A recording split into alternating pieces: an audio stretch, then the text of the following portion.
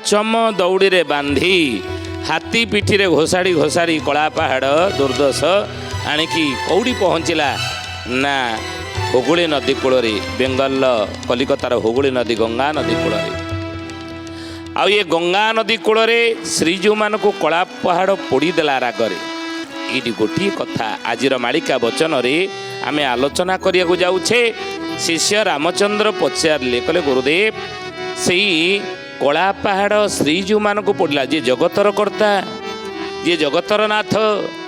जी काशी रे काशीनाथ से क्षेत्र भीतर नाथ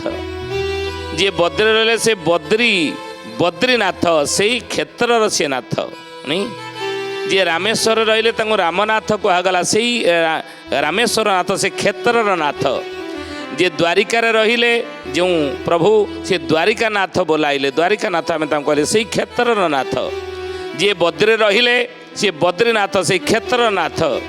किंतु जी नीलाचल रहिले से क्षेत्र रहिले पुरी रहिले